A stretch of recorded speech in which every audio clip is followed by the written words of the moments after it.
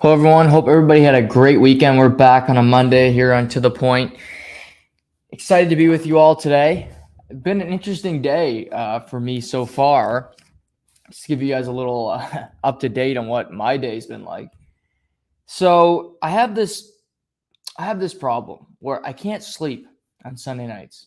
I don't know why. It's something my dad struggled with for a long time, and so last night I go to bed early because I watched the U.S. Open. I'm trying to, think, okay, I catch up on sleep because I don't sleep that much, but I can't go to sleep.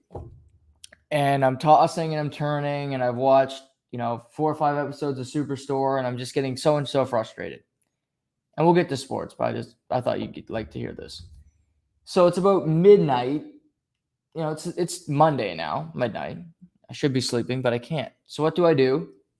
I decide to lace up my sneakers and I go outside and walk around for a couple hours. It's not the first time that I've done it, but it's really dark. Thinking back, I didn't put on a color that was particularly vibrant. If there was somebody that wanted to come get me, they probably would have gotten me. I just couldn't sleep. And I felt like, well, if I could at least be active, get some steps in for today before the show, before work, whatever. So I go from like 12:30 to 2:45. I probably should have ended earlier, but I get back, I can't go to sleep. This morning, I fell asleep around 4 o'clock, 4:30-ish, and I slept until 5:20 a.m. So I'm completely running on fumes, but I haven't been. In spurts. I've been super tired today, but then I'm vibrant now. I'm excited to do the show, but now I'm thinking, okay, I'm going to do the show. Have tons of energy. Hopefully, have a good show today. Get through this. But the Memorial Cup starts tonight, which we're going to talk about, and that game starts at 7 o'clock. So if I finish the show around 5:30 ish, I got to eat. And I got to fit in a nap before the game because the Memorial Cup's at 7. The Stanley Cup final starts at 9. That goes at least till midnight. I got to find a way to sleep tonight, get a few hours, but that's been my day so far because but that's the life of me because I could have just stayed in bed or did whatever, but that's how my brain works. Just decide to go outside and walk around, listen to some music, and listen to a really cool podcast with Bradley Cooper. That's been my day before work. This was at midnight last night till about almost 3 a.m. So if you ever see a guy and he's walking around late at night, sometimes it's not just a creep. Sometimes it's just people that want to exercise late at night, I guess, because that's what I did last night. But enough of my stupid story. That's what I've been up to today. That's what I've done, and that's what I've gotten through so far. But a lot to get into today. Like I mentioned, the Memorial Cup starts tonight here in New Brunswick in St. John. We're going to discuss that. I'm going to talk about some players to watch in the tournament, my favorite to win it, and just learned last night that friend of the show and my co-host on. So I'll be attending Thursday night's game between Hamilton and Shawinigan. Looking forward to that. Going to St. John. Yeah, St. John's not my favorite city. Far from it. But I'm looking forward to seeing him, going to a game. It's a Memorial Cup. The last time it was in New Brunswick, I was at the Memorial Cup final with my father and my uncle and Sawyer, and I had to watch the Mooseheads play Randa. So it's only fitting I get back to another Memorial Cup game now that's back in the Maritimes. But we're going to talk about that. Talk about baseball this weekend, U.S. Open, and of course, Game 2, and start to preview Game 3 of the Stanley Cup Final. Because if you were around Saturday night, if you didn't have plans, if you didn't go to a party, it's kind of rainy, crappy night. But if you were home and you're like, well, I have a Game 2 Stanley Cup Final, this should be interesting. Well, it really wasn't, because you could have gone to bed after the first period. Could have gone to bed after the first 10 minutes if you really wanted to, because Saturday night there was a team that showed up and there was a team that didn't. And sometimes it's that simple. Colorado was, start to finish, the dominant team Saturday night. The only time Tampa got any sort of momentum, and it was limited at that, it was on the power play, middle of the second period, where they got a few shots. But 5-on-5, there was hardly anything to even discuss when it comes to Tampa Bay. I can't name you one forward that had a good game.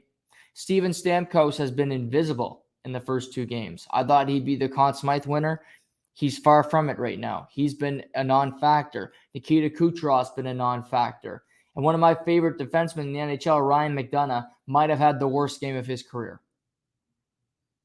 And yes, that first play of the game where he gets called for roughing in the first period, that was not a penalty. Nevertheless, he gets called for it. They score. Then he has a bad pinch. Alex Newhook makes a great play. They go down the ice. He had a brutal game. Played horrible. He's one of the most reliable defensemen of the last decade in the NHL. He played terrible. Tampa was sleepy. They brought nothing to the table. They had no pushback. They didn't have an answer. There was no counterpunch. Colorado was Tyson. And Tampa was the schlums that fought Tyson earlier in his career. One punch and knockout. 50 seconds into the round, Tyson leaves. No problem. Let's get ready for the next fight so I can get my next payday. But with all that being said, Tampa being completely inept, Tampa looking like a team that won a lottery, that won a raffle just to get here. It's as if they're a Make-A-Wish kid and they're meeting the team. They're so happy to go around with them, or your team from your rec league won a chance to play against the Harlem Globetrotters, and they're schooling you in the first two games. That's what it's looked like so far. But you also have to give credit to the Colorado Avalanche, because going into the series, Nathan McKinnon, Kiel Mccarr. These are the names that stand out. These are the two big guys on the team. But this has been a power forward series for Colorado thus far. After the first 5 periods of this series, Kiel Mccarr and Nathan McKinnon had a combined 1 point. On the other hand, Valeri Nichushkin and Mikko Rantanen had a combined 9. These two players have been the two best forwards in the first 2 games. They've been dominant, creative, winning board battles, tenacious on pucks, and forcing Tampa's defense to make stupid decisions. You could say that these two forwards have been forcing Tampa's defense to make a business decision. Are we going to clear the puck and take a hit, or are we going to avoid a hit and keep the puck in the zone? Normally, it's Tampa Bay that's made these business decisions in years past, where teams will make that mistake. But it's the other way around.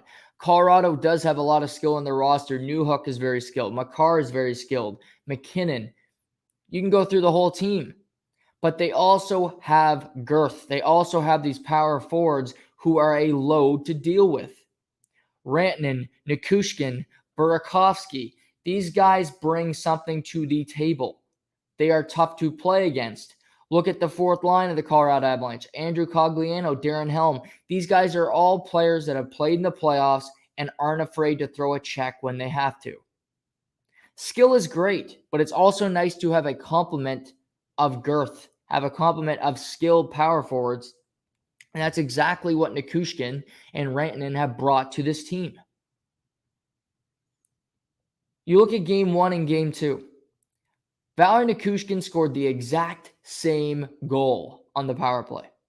Exact same goal. He's a foot away from the crease. He's set up in his box there, and he tips the puck home from a Nichushkin shot. Same exact goal, and Tampa let it happen. That can happen. That's a bad pre-scout. You weren't watching tape. What's happening? I could see Arizona letting this happen, or Columbus, or some team that's been playing golf for 2.5 months, not the Tampa Bay Lightning. So yes, Colorado is uber talented. Yes, Colorado is tough. But also, Tampa, where are you after the game? John Cooper, coaching staff, players, are you watching film? Are you watching tape? Because it doesn't look like it. They're scoring similar goals. They're playing the same style, and you're doing nothing to counteract it. And we'll get into, I think, lineup changes, lineup notes that they should try to make going into Game 3 tonight. But for Tampa, it starts with effort. I have to start there. Because in Game 1, they were lucky that it went to overtime. They had a quick 50-second stretch where they tied the game, and Vasilevsky was great. Since then, it's been the great team and the team that won the raffle to play against them. But St. Louis beat Colorado twice. Tampa Bay is a better team than St. Louis. I really like St. Louis. I thought they'd get to the Stanley Cup final because I think they got a team that's built that can beat Colorado. Stamkos is really skilled. Kucherov is really skilled. Hedman's played pretty awful in this series. McDonough's played pretty awful. You got a way better goaltender. But sometimes you just got to look at effort. You got to look at caring. Giving up a touchdown to your opposition in a Stanley Cup final, that's a tough pill to swallow. So it starts there. But then I look at it this way. I mentioned this last week, and I think it needs to happen, although Braden Point is a game-time decision tonight.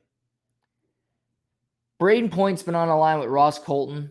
Ross Colton's a good player, but he's not a difference maker. Anthony Cirelli has been playing with Killorn and with Hagel the entire playoffs as the shutdown line. Hasn't exactly shut down Nikushkin so far in this series. So, and also Tampa needs to score some goals. You need to match the firepower of the Colorado Avalanche. If Point plays tonight, I believe he will. It's a must-win Game 3. You lose tonight, the series is over. I'm not sure we get back to a Game 5. So it's a must-win tonight. So that means it's time to make that shift that I've been talking about, that I thought we'd see in this series. We need to see it. Nick Paul is a center iceman by trade. He's a great face-off man. He can be a defensive center iceman in this series, and he can go up against the McKinnon line. Hagel, Paul, and Killorn. That needs to be the shutdown line. And Cirelli, who is a great defensive center, but he's being asked to do too much. You're trying to shut down McKinnon. You're not going to be able to create offensively. He needs to join a line with Braden Point so that you have a 1-2 punch, so that you have Point and you have Cirelli on the same line. Just throw Colton with them. Throw whoever you want. Then you can keep your Stamkos, Palat, Kucherov line. Yes, they've been quiet through 2 games. I'm not breaking that line up. It's been too good in these playoffs. That's a move that's out of haste. That's a panic decision. This move I'm suggesting is not panic. The Lightning should not be panicking. It's a sign of desperation. It's a sign of defeat. That's not the way I would run a team. That's not the way I look at the Tampa Bay Lightning. They're not a team that's making a desperate decision because they're in it. Making a goalie change after being down 3-2 on the road in Game 6 is a desperate decision.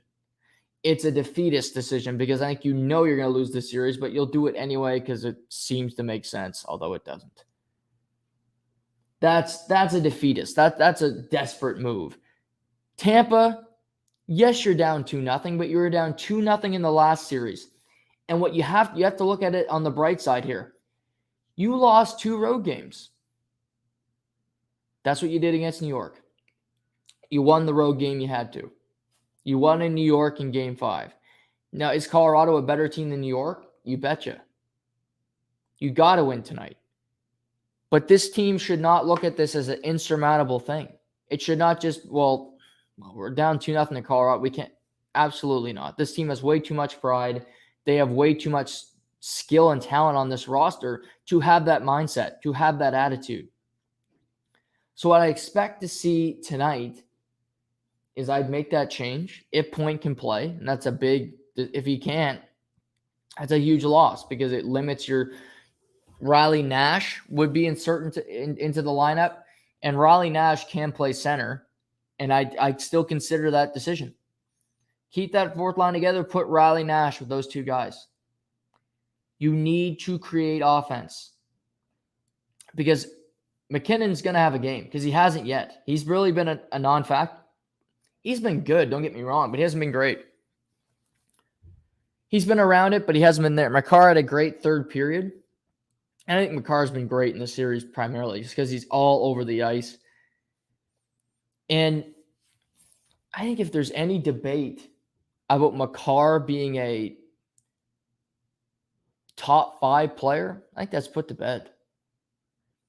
Often you hear, well, that player's top 5, and you'll say, well, that's recency bias. To me, there's no recency bias when it comes to the playoffs because the playoffs is all that matters. Regular season awards are, okay, they're great for the mantle. They're great. You can give it to your mom on Mother's Day. You can give her that little trophy. You can give her whatever. The ring is going to mean a whole lot more than Austin Matthews' Hart Trophy. I'll tell you that. Kiel Mccarr winning a Conn Smythe will mean a whole lot more than Patrice Bergeron's 18th Selke. Recency bias is out the window to me when it comes to what you do in the playoffs. For instance, Artemi Panarin, the jig is up. You're not an elite player. You're not a superstar because I just saw you stink it up for 3 rounds and you're lucky that your teammates drug you that far. You're terrible. You gave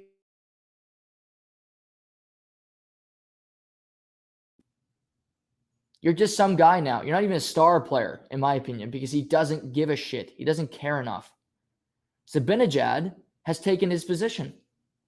He's right on the cusp of being a superstar. He's a star player. He was a superstar in these playoffs. We'll see what he can do to continue to progress. But this time of year is when we see when superstars emerge. Mccarr was great before. He might win a Norris. He's going to have a season where he wins a Norris and he translates that regular season success into playoff dominance, which he's done so far.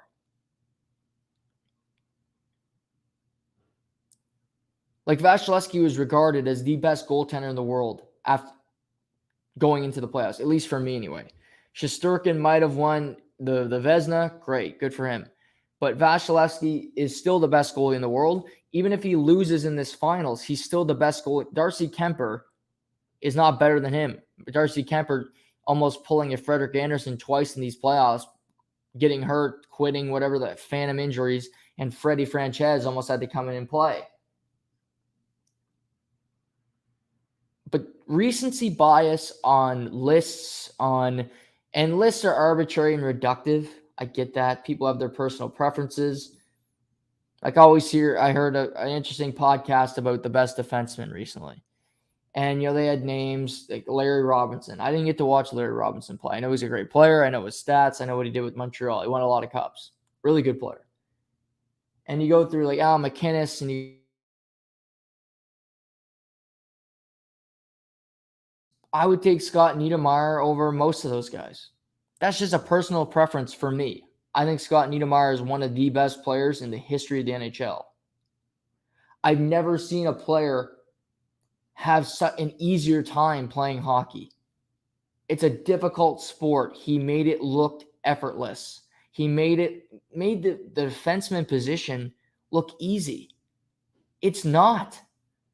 They're coming at you with all kinds of speed. He played in different eras. He played for different teams. He was just a winner.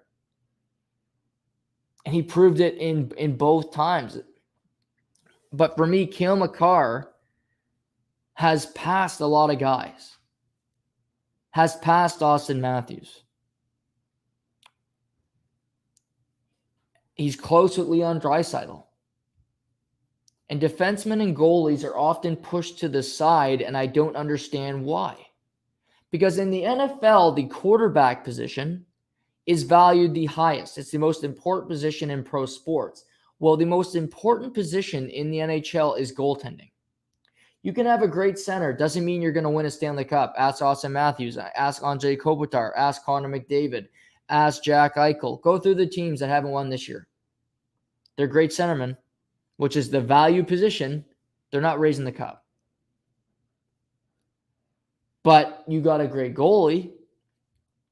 You got a pretty damn good chance of going deep into the playoffs. Look at Igor Shesterkin. Look at Andrei Vasilevsky. Look at Jacob Markstrom. So why on these lists, these top 50 lists, and maybe I should just throw away these lists because they're from Sportsnet and TSNs, you know where that's going to skew. But why aren't goalies put up higher? Why isn't Vasilevsky top 5 in all these lists? Why aren't defensemen put higher? It's got to be McDavid, Dreisseil, Matthews. You go down the set, you just list the center iceman before you get to these other positions? Why? Okay, you want to drop wingers. I get that. Wingers aren't as important as centers, but wingers aren't as important as defensemen or goaltending. It's not close. Winger is the most inconsequential position in the NHL. I played wing. It's easier than playing center. I know because I had to do it occasionally, and I hated it. But that's something you see these guys. I watch these playoffs, and I look at Adam Fox, and I look at Kiel Mccarr, and I look at Victor Hedman, and I shake my head and say, well, why are these guys above them? They have such an impact on this team winning. Does New York go as far as they do if Adam Fox isn't a stud? Is Colorado in a Stanley Cup final if Kiel Mccarr isn't going legend? Is Tampa not in their third straight final if Victor Hedman is not the best defenseman in the world? Or was he one of the best players in the world? I never heard that argument. It was always, well, he's the best defenseman in the world. Well, he's not one of the best players. He's not top 5. He's not one of those guys. And I get it. 5 guys are 5 guys. You got to name your 5. There's guys that just have to be there, right? You can't have too many people. But I'm just thinking here as we go on the fly, and we're talking cup final, but I also think this is an important thing to do, to go through this list and to name the best players. And I'm going to do it on the fly here because I've been thinking about this for a while, about the 5 best players in the NHL right now. It's a difficult list to make. And maybe my list will change before the start of next year when me and Seamus and a bunch of guys do our list and put them together. And I'm sure they'll have other guys higher, Maple Leafs, think guys of that nature. But I got mine right now. Number 5, I have Nathan McKinnon. Nathan McKinnon is a great player. He's got great speed. He's a great skater. Has a huge impact on the game. He will be a big reason why Colorado wins the cup if they can close out this series. He plays good on both ends. He's one of the most competitive athletes in the sport. And he's just a consistently great player. He got through some injuries this year. He hasn't won a major award yet, which hurts him. But he's kind of got that Steph Curry syndrome where he doesn't have a Hart Trophy. And that kind of pushes him back where, guess what? If he gets a ring before McDavid, if he gets a ring before Matthews, if he gets a ring before all these guys, then it really doesn't matter. Because he's got the hardware that counts. They got great regular season trophy. He's got the one in the playoffs. Number 4.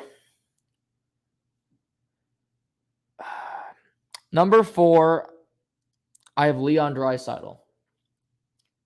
Leon Draisaitl is a phenomenal player. I remember when he was in the draft, I said he should go number 1. I thought he was that good. I watched him a lot. I watched him that year at Prince Albert. I watched him at the World Junior Tournament. He was so spectacular. His ability to play physical, which I still think is an undervalued part of his game, but a two-way player as well, a guy that doesn't get enough Selke love. He was just a competitor, smart hockey player, great finisher, and a guy who, kind of like Nathan McKinnon, had some struggles earlier in his career, was looked at, oh, this guy's going to be a bust. This isn't going to be as good as we thought he was going to be. But Dreisseil turned into a great player they took it for. He was not Puljujarvi. He's not Yakupov that were busts that didn't turn out to be anything that the team envisioned.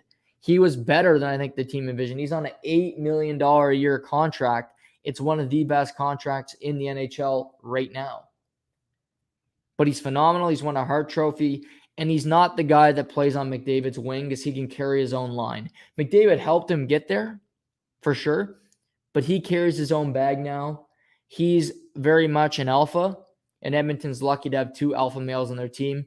Got injured in the playoffs this year. Still had a phenomenal year. Was on pace to break records the way him and McDavid were playing. He's a great player. I got him at number 4. Number 3, I have Kiel Mccarr. The best defenseman in the NHL. He surpassed Victor Hedman for me because of what he can do when it comes to speed. He's a physical guy. He doesn't look like he's going to be a physical guy, but you see him throw reverse checks. You see him go into corners. You see him in front of the net. He takes no shit. He's a nasty piece of business when he wants to be, and he's also a unicorn because nobody's been able to skate like him from the back end. Maybe since Bobby Orr, but again, I didn't watch Bobby Orr play because I'm not that old. But I think Mccarr is a better skater because the technology is better now. You skate better. I'm sure Bobby Orr would be great if he skated now and he was 23 years old, but he wasn't. But Mccarr is just so unique with what he can do. He's a guy that can get 30 goals a season. He's a guy that can get 80 points and have a great, even for the old people, have a great plus minus. Play in every position. He plays 3 minutes of penalty kill a game in the postseason. That's what he's averaged. He's in every situation. He's a power play killer. He can go up against your best players. He's a jack of all trades. Just a phenomenal player that you can't find everywhere. You can't just go to the local 7-Eleven and find a Kiel Mccarr. You can't just go to a rink and say, well, I'm going to go watch this player and find a Kiel. You're not going to find him. What Colorado's got is a generational talent that could be with that team forever and lead them to some very big success for many, many years to come. I have Kiel Mccarr at number 3 on my top 5 players list. Number 2, I have Andrei Vasilevsky. And this, if you're just joining us, is the top 5 players in the league right now. Andrei Vasilevsky is the best goaltender in the world.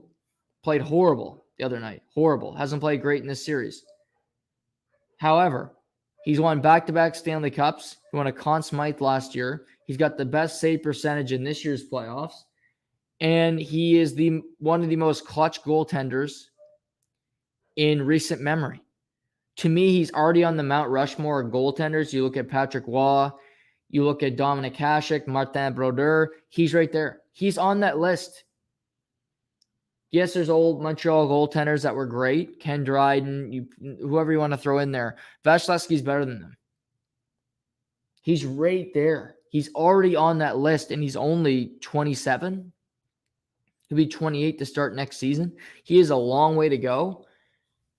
But when you need a goalie, when you need a big save, he's a goalie in this new era that will start 60 games a season. Those don't grow on trees. All these goalies now have injuries, or they poke their eye, or they chip their nail. They can't play. This guy plays almost every night. He doesn't bitch and complain about it. And in the biggest moments, he makes the saves. He's not going to win a Vezina this year. He wasn't nominated. But it doesn't matter because he gets to the playoffs and he's unreal. He's only allowed 2 goals in his last 9 elimination starts. That's unheard of. He's just clutch. He's so massive, and he plays the most important position in the sport, period. And he's the best at it. And number 1 is McDavid. And I think from one to 3, it's not that close. McDavid's head and shoulders. And I realize you probably didn't expect me to do a list today. I didn't expect to do a list today. Just came to mind because you're talking about these guys. And normally when you all you hear is, well, this guy was so great, and it's recency bias going into next season when you do this list. It's not recency bias because McDavid was great in these playoffs. Vasilevsky was, McKinnon, Mccarr, but they're also great in the regular season. But to me, I'd take a great postseason player over regular season.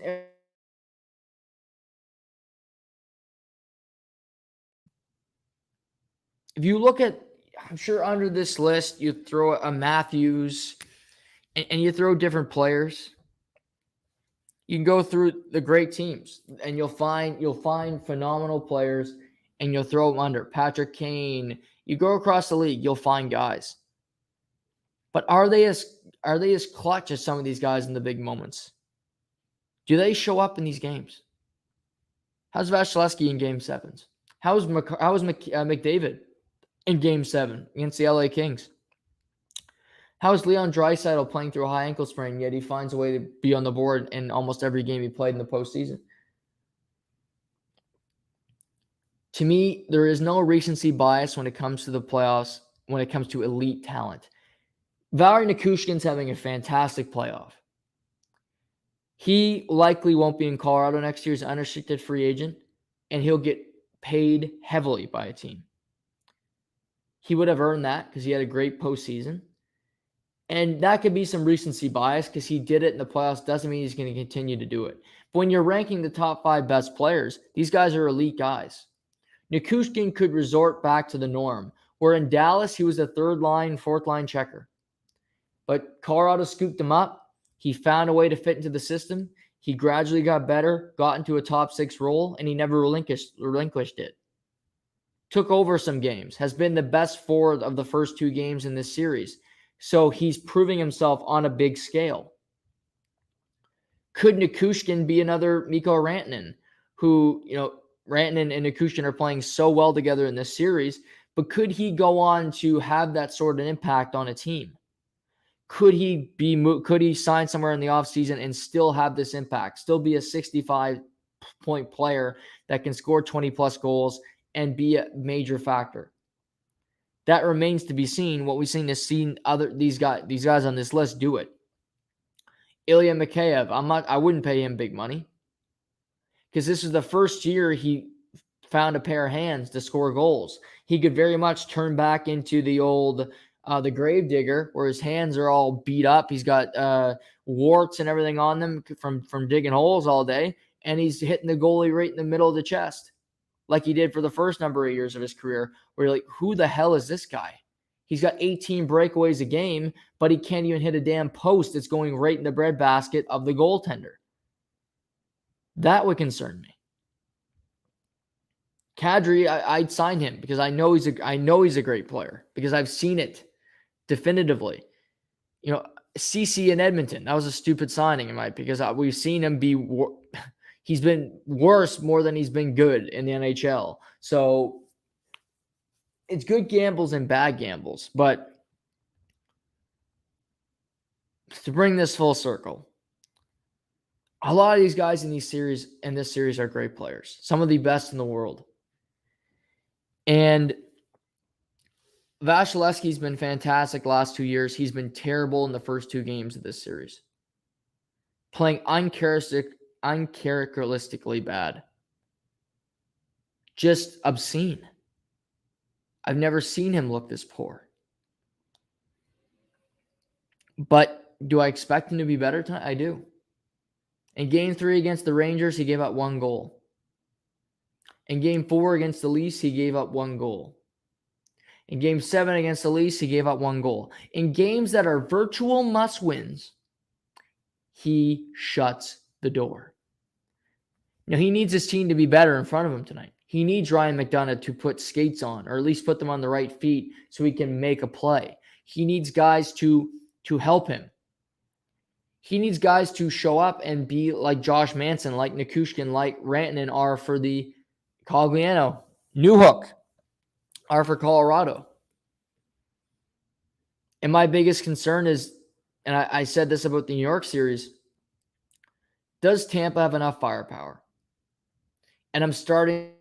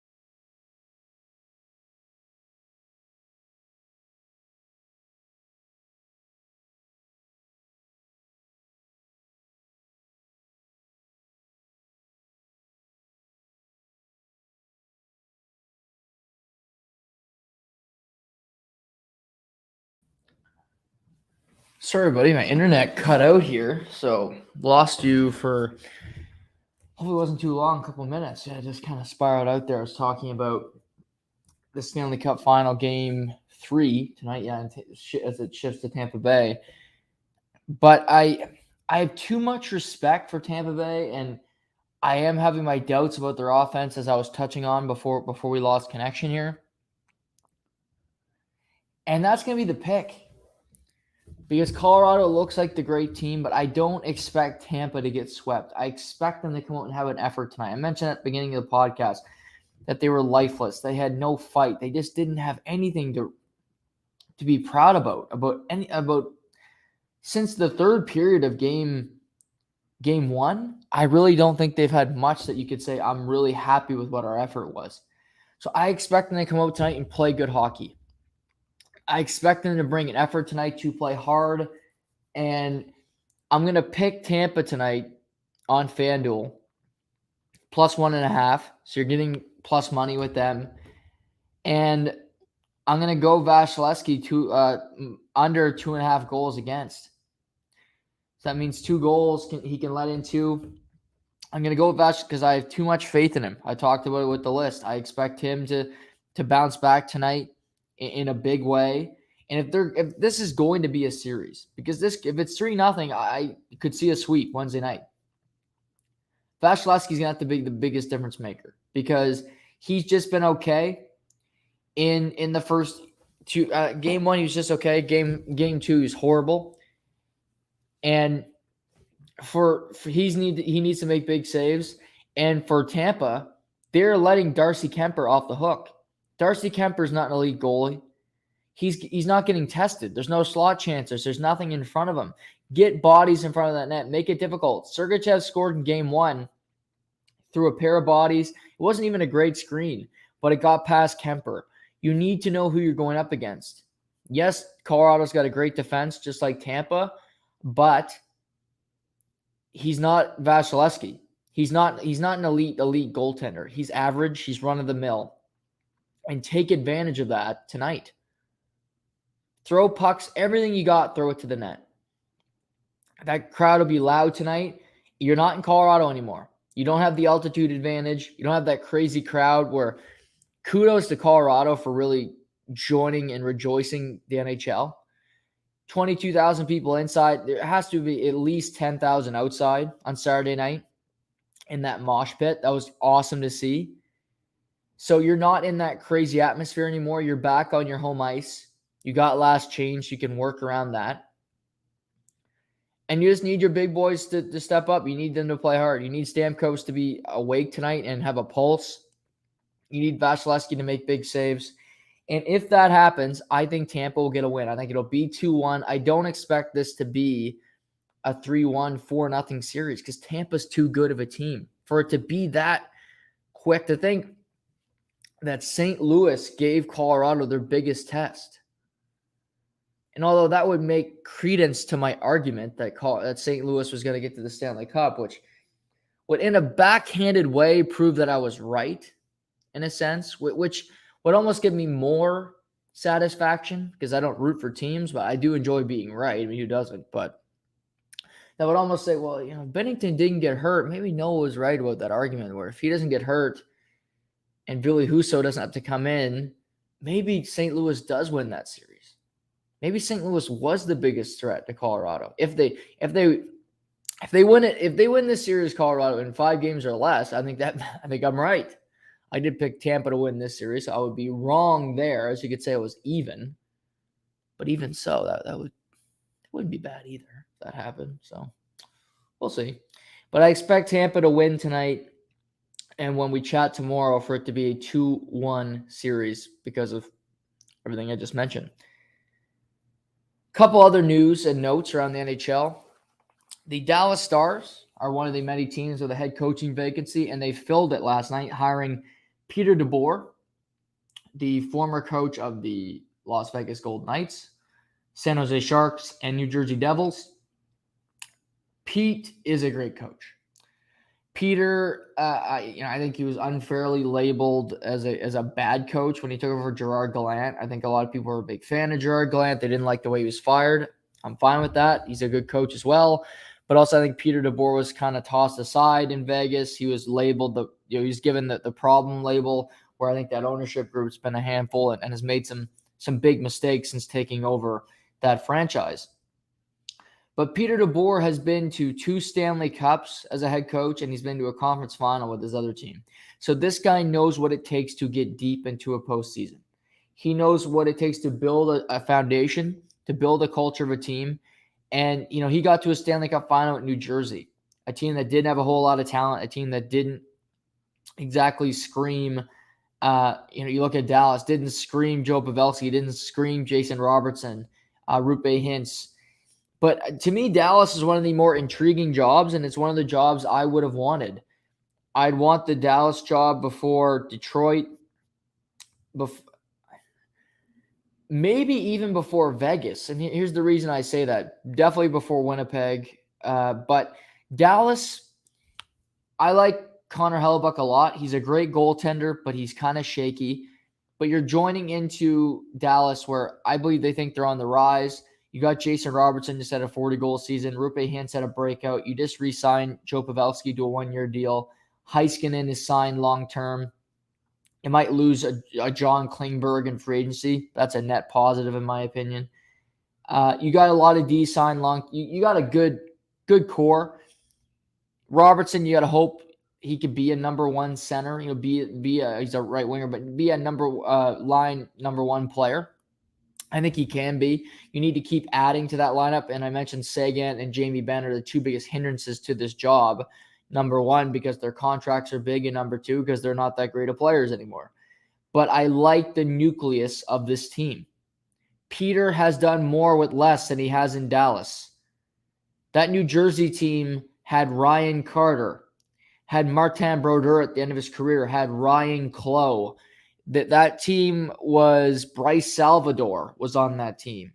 It was not exactly murderer's row, but they got to a Stanley Cup final against all odds. Steve Bernier, the old Moncton Wildcat, was on that New Jersey. Look up the 2012 New Jersey Devils. They're not stacked. Elias was there. He's at the tail end of his career. He's got some pieces.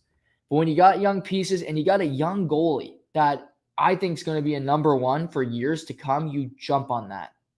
New York's an intriguing job because you have Shesterkin. You start there. This has been the theme of the show. You can have a great centerman, which Dallas, they got hints. I still think a number 1 centerman is needed. Pavelski's great as well, but he's 38. But New York, you got Shesterkin. That's a building block. You don't need to develop one. You have it in your system. You look around, you got Jake Ottinger. You can develop a center. You can trade for one. You can make some moves, see what you can do. But you have a goalie in place. That is so valuable that you have that already. That's pivotal, that you have that in place. And to me, Peter DeBoer took a good job. Dallas made a good coaching hire. And they could have went outside the box, but Peter DeBoer deserves to remain a head coach in this league. He did nothing to not have a job. Gerard Gallant got another job. He had success in Vegas. Peter DeBoer had success in Vegas. He had success in San Jose. He deserves another crack, just like Bruce Cassidy. But Dallas was one of the better jobs. I think they made a smart head coaching hire, and I applaud the way they're doing it, the way they've gone about their business so far. There's still some vacancies open. Philly's been taken, obviously. You got Dallas taken, Vegas. Boston is still available. Winnipeg is still available. Detroit. Edmonton has been taken. Jay Woodcroft, who was the interim head coach, has signed a 3-year deal in Edmonton. And he deserved that, to get a look after the season he had, getting into a conference final. For me, he's got it's the same thing we've talked about. He's got McDavid, he's got McKinnon. So he's got Dreisseil up front. What makes this job less intriguing and less potentially viable and less successful long-term than, say, a Dallas, I like DeBoer better than Vegas even because I don't trust Robin Leonard. So what makes Woodcroft's job tougher? Yes, you got the best player in the world. You'll take that every day of the week in Connor McDavid. But you also have no goaltending. You don't have your answer in net yet. You don't have a building block. You don't have that centerpiece in place. So your job is harder already than Peter DeBoer's, because he has a guy. He knows who's starting game one for him already when he takes the job. To me, Bruce Cassidy doesn't know that definitively. Robin Lehner is a number one goalie, but could you trust that he's number one in shape, or that he's going to be ready to play night one of the season? I wouldn't be, because he's mentally not always there. He's gone through bipolar. He's gone through mental health issues, and I have all the time in the world for Robin Lehner because he's open about it and he still finds a way to play, but he's not always there. In Edmonton, they got Mike Smith might be on the roster, and who the hell knows? So Jay Woodcroft has a great position when it comes to getting this job, because you got McDavid and you got Dreisseil. You'll take that every day of the week. But to me, the better job is Dallas, because they have a goaltender. I'll take a great goaltender every day of the week, and because that's how you're going to have success as a coach. You need to have a goalie to win, period. Now, maybe Edmonton will get a good goaltender this offseason. They'll turn over every stone. They'll do whatever they can to be competitive and have a goalie that you could say to your team, we can win a Stanley Cup with. Mike Smith, you can't do that. Simply can't. To me, Marc-Andre Fleury, you can't do that.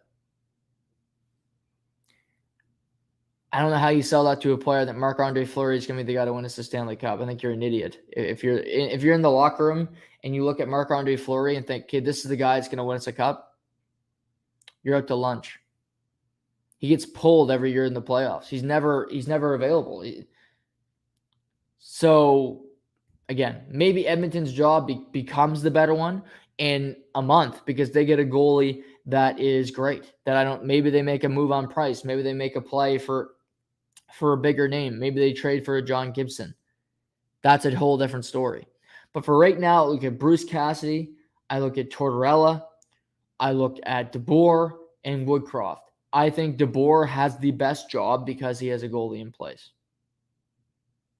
McDavid's awesome to have. Awesome to have. Eichel is great to have in Vegas. But if you got a number one goalie, and then you say, okay, we'll give you Jason Robertson too, and Miro Heiskanen on the back, I'll take that. Just as a start. This doesn't mean Peter DeBoer will have the most success, but to me, he has the best chance of having the most success because of that nucleus in place. In the NFL, if you say, okay, we have an all-pro defense, okay, we'll give you the Rams. You got the Rams roster, you got Aaron Donald, and you got Leonard Floyd and Jalen Ramsey and all these guys, but you got Jared Goff at quarterback. Yikes. But on the other team, okay, we got a guy was a Pro Bowl alternate, second kind of string DB.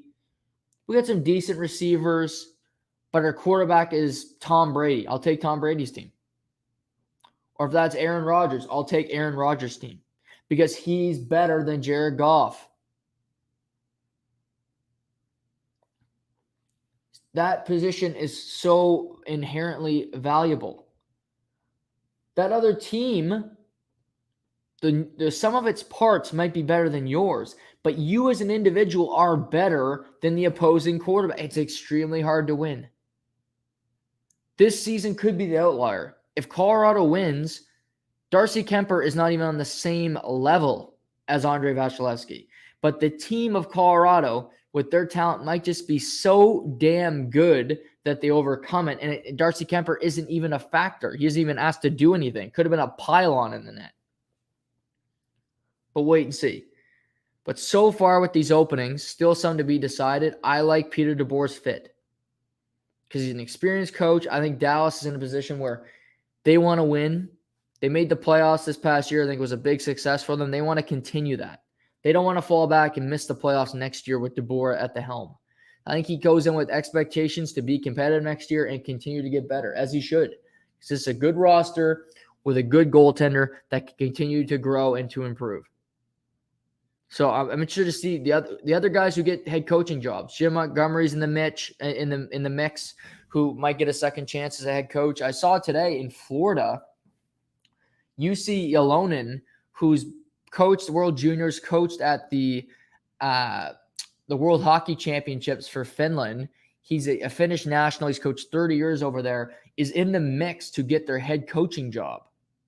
I think it was Pierre LeBrun tweeted that out today. So Andrew Brunette might actually stay on the staff as an assistant coach, but a new head coach might come in if that somehow can happen.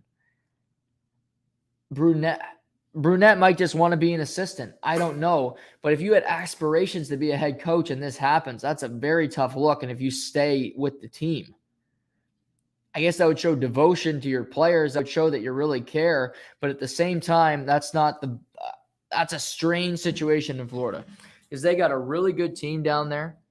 They got some interesting decisions to make this offseason.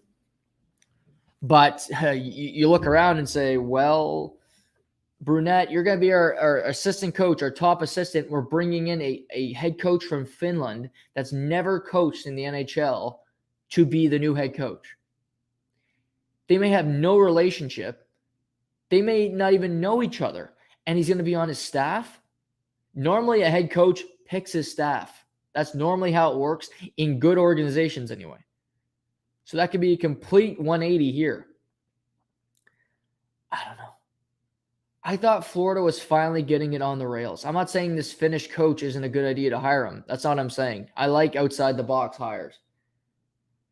But if Brunette stays on the staff and the new head coach doesn't get to pick his own staff, if the GM and the owner get to pick his staff, I wouldn't want that job. I'd say kick rocks because I'm not listening to you. I'm not taking your advice on this. I'm picking my guys.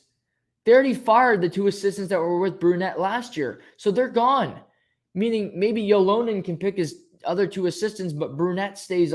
That just sounds like a mess that I'd want no part of. But with Bill Zito, I thought Florida was turning it around, but this just sounds like convoluted mess. This might sound like ownership getting too heavily involved. If I'm a coach, and this is easier said than done because I've never been offered a high-profile job, but if somebody said, I'll just give you for instance, if they said, no, we want you to do we want you to do a radio show for us every day. Great. Love to take it. But they said, Noah, well, we're going to pick every sponsor you have and we're going to do a bunch of ad reads. You're going to do all these ad reads and there's companies that I don't like, I don't affiliate myself with, that I'm not comfortable supporting. That's my moral clause. I wouldn't do it because money's not everything. So you got to read for these companies that harm. Like I'm not giving an example of a company, but just for instance, and I have to read it off and I don't vouch for what they're doing. I'm not doing that because that's against my moral code. This is a similar head coach, a similar situation where if they tell you, yeah, we're going to bring you in, but we're picking your staff, we're picking everybody that wait, what? No, I'm the head coach. I'm picking who's on the bench with me. No, actually, we're doing it. Okay, we're not going to be doing business together. Because that's not going to work. That's not normally how it works in professional sports. Is the coach picks the staff? It just sounds like a mess here. If they hire a new coach, if Brunette stays on, that's incredibly awkward to me. Are the players going to look and say, okay, well, Brunette's now our new assistant. He's no longer the hard ass. He's the guy that we can go to and joke around. I don't know. Florida won a President's Trophy. They flame out, and now it looks like their heads are on fire. They haven't named a head coach yet. Who knows who they're going to hire. What would be a crazy prop in Florida is what if they go through all this, they fire their assistants. If they rehire Joel Quenneville and Brunette stayed on his staff because he was assistant of him anyway. As crazy as that sounds, I wouldn't rule it out. Because teams would do that. Because they think, well, this Kyle Beach story is blown over. We'll rehire Joel. We wanted him anyway. He was under contract. We terminated his deal. We don't got to sign him for as much money because he's kind of his It shines off him. Wouldn't that be crazy if that happened? I don't think it will, but again, I've seen everything in sports. I wouldn't rule it out.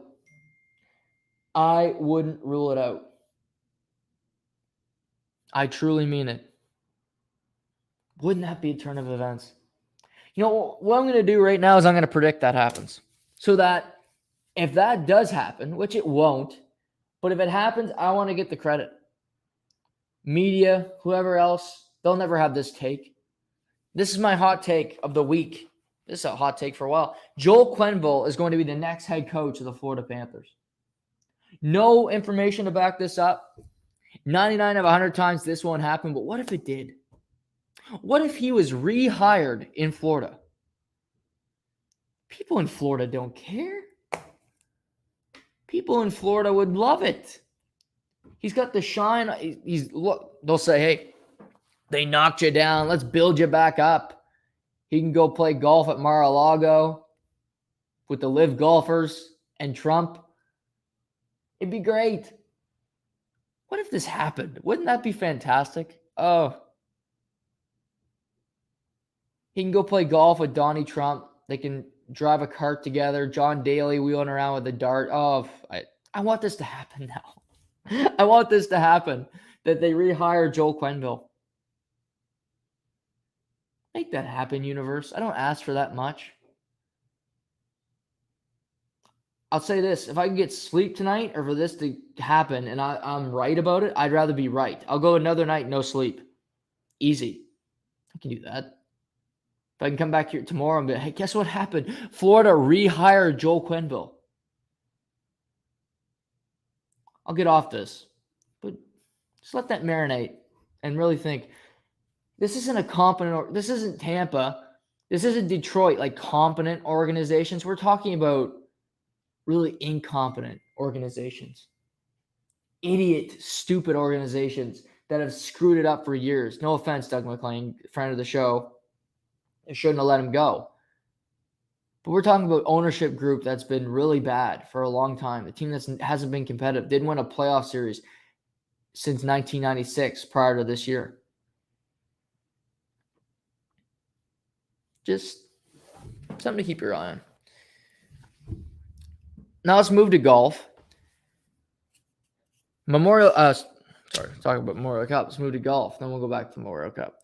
This weekend, we saw the 150th U.S. Open played at the Country Club in Brookline, Massachusetts, where it was a weird weekend where we saw just guys have leads fall off, and at times it looked like guys were going to win the major, and then they were done, and guys couldn't hit a fairway and double bogeys. And from Saturday till Sunday, there was multiple guys that you thought, well, this guy's going to win the tournament.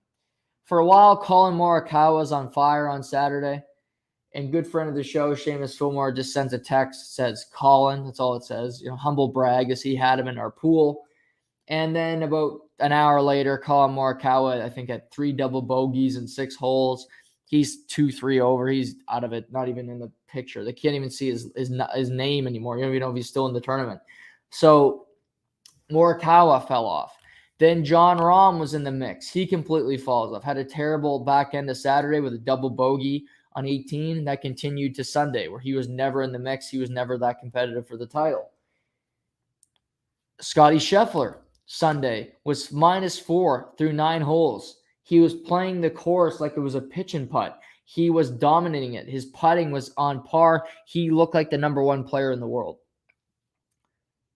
But, of course, he fell off. He bogeyed 10 and 11 and the back 9, found another birdie through there, but he ultimately finishes at -5, posts a good score, but it didn't turn out to be enough. So all these guys are taking turns, and it came down to our last group of the day, which was Matthew Fitzpatrick, who has been around, winning a tournament for a long time. He's a great golfer. He's from Britain. And Will Zalatoris, who, I've mentioned him on the podcast before. And if you listen to Overdrive, they refer to him as Whiskey Mitts. And Whiskey Mitts, Will Zalatoris, is a fantastic golfer. I think him and Colin Morikawa are two best iron players in the world. Where although Zalatoris is a much better driver of the golf ball because he can hit it 360, 350, 360 yards, but he can hit an iron shot within 2 feet. But what holds Zalatoris back is his awful putting. He's got the alcoholic, an alcoholic guy that's just shaking. That's how he putts. He's got an awful stroke. His footwork it's just an awful thing to watch. But he finds a way to stay competitive because of his great iron play. He's not asked to hit long putts, although he did make a few yesterday. So Fitzpatrick and Willie Zaltz are going back and forth. Fitzpatrick bogeys 10, which puts Zalatoris up 1. It's looking good for him. Fitzpatrick's just parring a couple holes. Until 15, this is when the big swing was. They're tied at this point. And Zalatoris on the par 5 14th, this course only has 2 par 5s. He bogeys the hole. Hit it right into the fescue off the tee when he used driver. He had to just pitch it out, and he had to fight his way for a bogey. On that same hole, he dropped to -4. Fitzpatrick was at -5.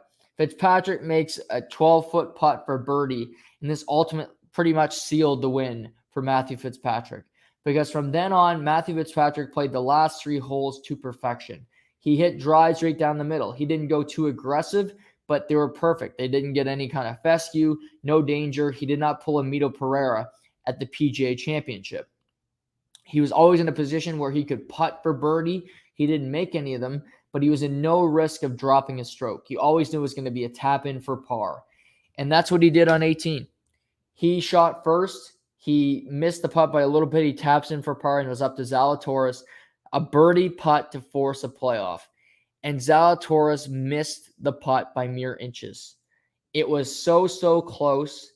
He was a few inches away from forcing his second straight playoff in a major, where Zalatoris has finished second at the last 2 majors.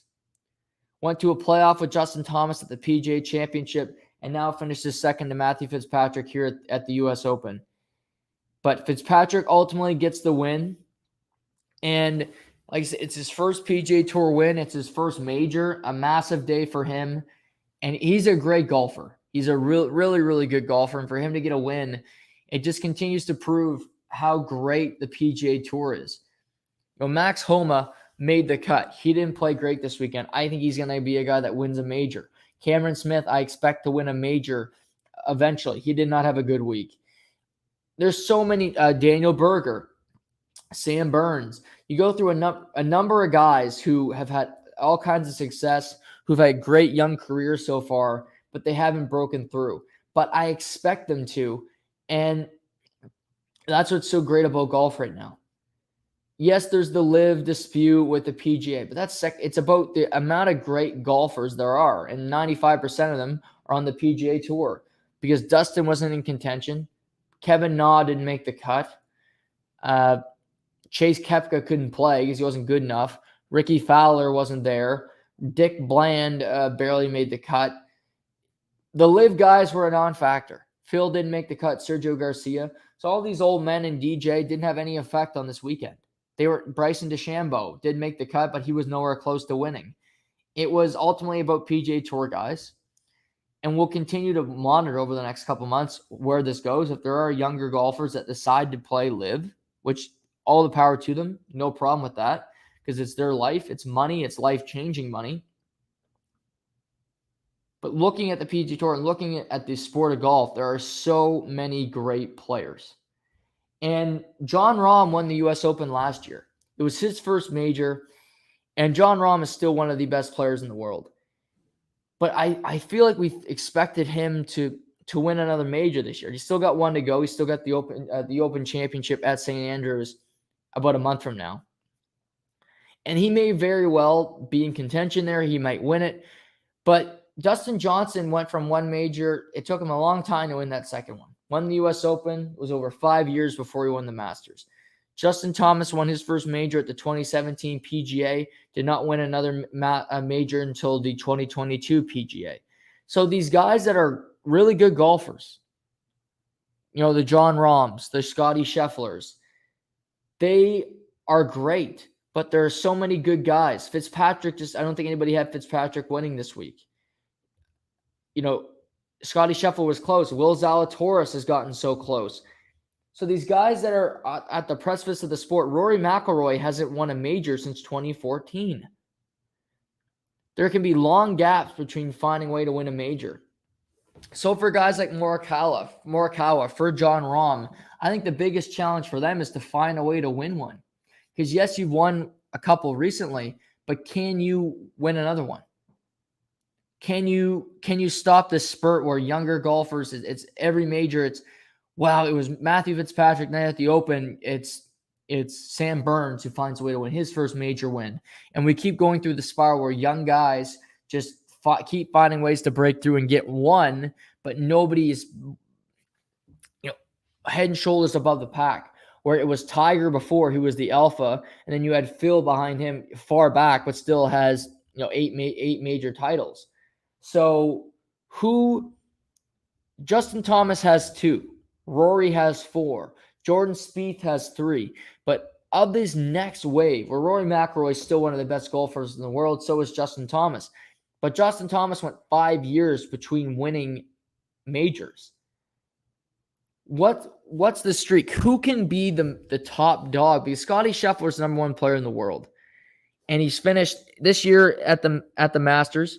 He won the Masters. Then he missed the cut at the PGA, and he finishes tied for second here at the U.S. Open. So he's won 5 times on the PGA Tour, including the Masters win. So he's had a fantastic season. But can he be the alpha of this generation? Is there going to be a guy that is head and shoulders above the rest? To me, Scottie Scheffler can be that guy because he easily could have won yesterday. He threw away a couple putts. His driver let him down a little bit, but he won at the Masters comfortably. And under pressure, I want to see him face it because how he react to it and how he go with adversity. Scottie Scheffler could be that player. I give him more of an edge than a Jon Rahm, than even Justin Thomas. And the reason I say this is Jon Rahm can get into trouble because of his temper. He doesn't handle that well. Justin Thomas the same way. He often gets frustrated. He can make mistakes. You saw at the Canadian Open. Rory McIlroy is a great golfer, but you look at him and he doesn't always close it. He hasn't won a major in a very long time. I meant 2014. It's been a hot minute. So that's what I'm interested in watching. I give the edge to Scheffler right now. If Zalatoris can figure out a way to putt, and I'll say that I think Zalatoris has his best chance of winning his first major at a U.S. Open because of the conditions. You don't have to be a great putter because it's less about your putting and more about keeping on the greens, having good drives, not putting it in the fescue. Guys that are hitting it into the rough, you're going to struggle. You're not going to win. Zalatoris does that effectively. He can limit his putts, and you can par holes, and that's like making a birdie at the U.S. Open. So to me, he's going to play the Masters. He'll play at the Open next month. He'll play at the PGA next year. But for Zalatoris, the best major for him to win his first one, the best odds I give him is next year's U.S. Open because of the type of conditions of the course, because of just the wear and tear, the way that they're set up. That's where I give him his best chance of breaking through. He's so young. He can work on his putting. I mentioned he should get a putting guru, get a putting coach to work with him because it's such an ugly stroke. It's such an ugly stroke, and if he can improve it, it would vastly improve his game. You watch the first 4 holes from Scottie Scheffler. You look at his putting stroke, how clean it is, how confident he is in it. Will Zalatoris doesn't have that. I think he's working on it. I think he's better, but he can even get better, and he'd be such a lethal player because, like I mentioned, he can drive the golf ball 350, 360 yards and have 110 to the hole on his second one in a par 4. That's something he can do. Not every golfer in the world can do that. Yes, every golfer is trying to improve their length, but he is some damn good at it. He is elite at doing it and putting it on the fairway. It's one thing to hit it 350 yards, but if it's in the fescue, if it's in the drink, then it's not worth a goddamn thing. It's about keeping it straight and keeping it in a position where you can play it and have success and attack the green for a birdie. I thought it was thoroughly entertaining yesterday. And you still have so many great golfers. We got the Travelers this weekend. We got the Open Championship, the last major of the year in about a month. But it's been an interesting year for golf. And tomorrow, when Seamus joins me, we're actually going to talk about who's had the best top 3 to 4 athletes. Who's had the best 2022 so far? Any sport, it can be an individual sport, it can be a team sport. It doesn't. Who's had the best 2022 so far? Really thinking about it, and I'm going to think about that tonight. Seamus is going to think. We're going to go through that list, kind of just dissect who's had a great year, who's riding high, who's feeling it right now about the year that they've had. And that's something we're talking about. Maybe we'll see a golfer on either of our lists, but that's something to consider as well. But great tournament. Congratulations to Matthew Fitzpatrick. I picked him at the Canadian Open, and he ultimately did not win, but he wins this week. So I was a week too early in picking Matt Fitzpatrick. In our pool, nobody ended up winning this week, so it's a null and void week where Casey had Scotty Scheffler. He was the closest to winning. Nobody had Will Zalatoris. I had Rahm, McIlroy, both faded on the weekend. They never ended up getting close, so they let me down. But we got the Travelers Thursday. We'll make our picks, and I'll let you guys know those picks as I get them. But now let's get to the Memorial Cup, which begins tonight in St. John, New Brunswick. The Memorial Cup is back after a long absence. The last Memorial Cup was in Halifax, I believe. Right before the pandemic, where everything was shut down. The last 2 years, we haven't had a Memorial Cup. We haven't had the W, the O, and the Q play against each other. And there's been a void in junior hockey. It's been different where the Q had to go through a best of 5 in their playoffs before the final because of COVID rules and shutdowns and everything like that. But we're finally getting through where teams from Edmonton, teams from Ontario, and obviously the Quebec League can all come together and play, where you can have fans. And no longer it's about safety and rules. It's just about the game, and these teams having the ability to raise the Memorial Cup in about a week and a half. And this year's the 4 teams are the WHL champion is the Edmonton Oil Kings. The Ontario League champion are the Hamilton Bulldogs. The Q champion is the Shawinigan Cataracts. And the host team is the St. John Sea Dogs. I just thought it'd be cool to go through a list of players that you should watch in this tournament. Every game this week, Monday to Friday, is at 7 o'clock. So it's a nice early start. To watch these games. They're on TSN, so they're broadcasting this year. But these players are some guys to watch that we could see in the NHL one day. In no particular order. I thought I'd start with Hamilton. Number 1, Logan Morrison. Logan Morrison is an undrafted player. He's 19. Incredibly smart, but he led his team in points and goals during the regular season. He's also led his team in points and goals in the playoffs. He is a guy that is all over the ice, is a very smart passer, but can also finish at will. I don't know why he hasn't been drafted. His skating isn't the best I've ever seen, but to me, what separates him from the competition is his hockey IQ. I watched the entire series against Windsor, and in those big moments, he's always in the right position. He scores big goals.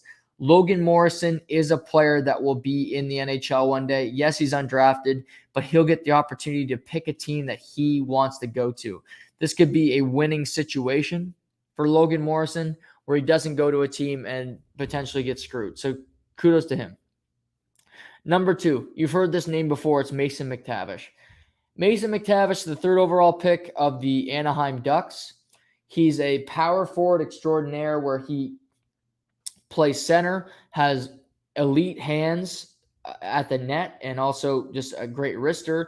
But at the same time, he is so much physically stronger than the kids at junior. He's playing on a second line role with Hamilton because he's got traded there at the deadline, but he's playing a second line role where he's really carrying the line. He's asked to do more. Avery Hayes and Logan Morrison, two of the top players for Hamilton, play together, where Mctavish is playing kind of solo, if you will, although he does have line mates, of course, but he is the real dominant. He's the real force of that line. And watching him so much this year at the World Junior Hockey Championship up close and personal, seeing him play at the Olympics, and like I said, watching the OHL final on TV, he continues to get better. He's strong. I do think NHL teams might ask him to cut weight a little bit because he's a big, girthy guy, but that's just the way he plays. He is a power forward. To me, he got drafted by Anaheim to replace Ryan Getzlaf, and he could be Ryan Getzlaf because Getzlaf played like that. He was a tough physical center. He wore no visor his whole career. He was always in the mix. He wasn't afraid to get involved with anybody. Mctavish has those same traits. He gets involved in scrums after the whistle. He looks for contact. He throws big hits. He might be the best player in this tournament. Pivoting to the Edmonton Oil Kings. Caden Gooley, first-round pick, Montreal Canadiens on the back end. Caden Gooley is the best term I can define Caden Gooley with is competitive. Caden Gooley is ultra competitive, and I view him as an ultra smart defenseman. He's a guy in the NHL that may never get 70, 80 points. He might not be a guy that gets 20 goals, but I think Caden Gooley has the ability to have a Ryan McDonough type career where he's on a championship team as a great shutdown defenseman. He makes every play right, and he's just a difference maker. I think he has more offensive upside than Ryan McDonough, but he also will block shots. He's a leader, and he's just a winner. This is his second Memorial Cup. The last Memorial Cup that we played, he was at. He clinched. He was on the Prince Albert Raiders. He was traded to the Oil Kings for them to go on a Memorial Cup run. But watching him at the World Juniors where he was a force, you see him get hit. You see him get slashed. On that same shift, he will go and find the guy that did it and let him know it. So he does have a bit of a temper. That's something about him. But it's about getting even in a smart way. If he sees a guy that he can lay a big hit, but there's times he'll take a number and remember it for later in the game and hit him across the middle. But Caden Gooley's the real deal. He is just an elite talent. Also on the Edmonton Oil Kings, Jake Neighbors. Jake Neighbors is an old school hockey player's dream, where Jake is a Mack truck when it comes to throwing checks. He's a guy that will dump the puck in the corner of the defenseman that he views as the weakest, maybe the weak-minded one, and go lay them out. He will chop wood. He will get in front of the net. He is a guy that's going to be a great third-line player, in my mind, in the NHL. A great third-line guy that could be on a winning team, a guy that takes penalties, but at the same time scores big goals and can be a big contributor. Jake Neighbors could be Alex Killorn. Jake Neighbors could be a better Thomas Holmstrom, where he could get in front of the net, but he skates better. He's a guy that maybe he can fit it into the second line, but I view Jake Neighbors as a guy that is on a third line, is a big part of the team where he takes a leadership role, but he's just a checking machine, and he's an ultimate worker. He's a great teammate. He's the captain of the Edmonton Oil Kings. And he's drafted by St. Louis. And I look at what they've got there with guys like Barbashev and guys like Tarasenko, and got just skilled guys but aren't afraid to mix it up physically. Jake Neighbors fits perfectly into that system, and he'll be one of the more important players for the Oil Kings offensively as he wraps up his junior career. Shawinigan Cataracts, Maverick Bourque. Maverick Bourque might be the most complete player in this tournament. Maverick is not the most skilled offensively. He will score goals. He will put up points. But you look at Xavier Bourgault on his team, and most people would look at Bourgault before they see Maverick Bourque when they play. But Maverick Bourque is a floor general. He's an ice general, where he's got the puck and he'll make every play that you need him to make. He'll make a pass. He'll chip the puck out of the zone. He'll make the right play at the right time. If there's a shot, but you wait a second and there's going to be an open passing lane that sets up a better scoring opportunity, Maverick Bourque will make that play. If you need to make a play on the penalty kill that leads to an offensive opportunity, he'll find a way to do that. Maverick Bourque is just a hockey player's hockey player. He's a smart guy that is a student of the game. Shawinigan's most important player, bar none, you could say he's their whole team. Bourgault's had a really big coming out party in these playoffs where he's scoring goals. He's my other player here, Xavier Bourgault for Shawinigan, who is the Edmonton Oilers draft pick. Maverick Bourque is a Dallas Stars draft pick. Bourgault is the guy that takes the puck from Bourque and puts the puck in the back of the net. He was their leading goal scorer in the playoffs. He was the leading goal scorer in the QMJHL in the playoffs. He's got a great snapshot. He's got a great finish, and him and Bourque have great chemistry. But to me, Maverick Bourque is the straw that stirs the drink in Shawinigan.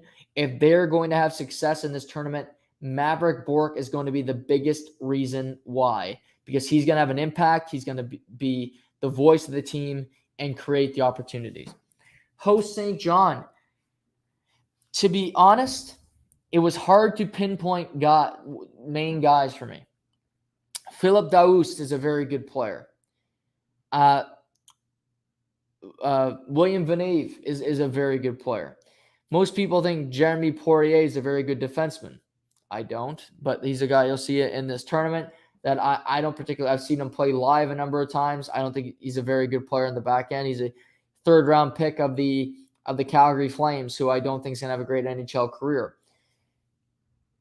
St. John is by far the worst. They're the host team. They're out in the first round, but they got this team together to compete. They haven't played a game in a month and a half. They fired their coach after losing to Rimouski in the first round. Gardner McDougall, who is the head coach, program coordinator, whatever you want to call him, the AD at University of New Brunswick, is their coach for the Memorial Cup, just for the time being. It's a crazy decision, but this is, it's an all or nothing. You're hosting, you want to win, you want to take home that trophy. We'll see what happens. St. John, to me, is in the most trouble, but then again, Shawinigan hosted in 2013 after losing in the first round, and they won it. It happens, but I think they have an uphill battle with some really good teams and some really good players in this year's tournament. With that being said, my pick to win this whole thing is the Edmonton Oil Kings. Caden Gooley, Jake Neighbors, Sebastian Casa, first-round draft pick in net. You got Dylan Gunther, who's a great pick. Justin Stordiff. They just have a lot of NHL drafted players. They've been a dominant team all year. And I think the Oil Kings will play the Hamilton Bulldogs in the final, and I expect the Oil Kings to come out on top. They just have such a solid roster, and I view them as the team to beat coming in. They open tomorrow night against Shawinigan. It is Hamilton St. John tonight.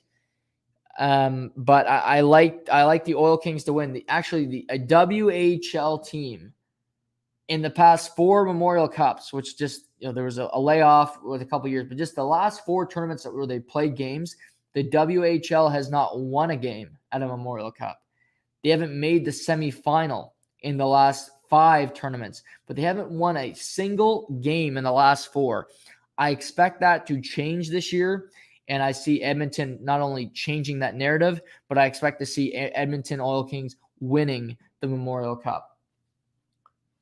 I was going to talk baseball today because Machado injury, the Yankees blew out the Blue Jays. We'll talk about that tomorrow. We'll get into that tomorrow because there is a lot there. But got into some hockey talk, which I thought was interesting, and the golf. And but shamelessly by tomorrow. We're going to talk about the game tonight. We're going to talk about that list, the best athletes of 2022 so far. And I will get in some baseball, I promise, and some Memorial Cup. But pick of the day, it's Lightning, plus 1.5. Vasilevsky, under 2.5 goals against tonight. So we're taking the Lightning, and I'm taking Vasilevsky to have a bounce-back performance. So enjoy the games tonight. Hopefully you can get some sleep, unlike me last night. But take care. Enjoy the evening. We'll talk tomorrow. It's to the point.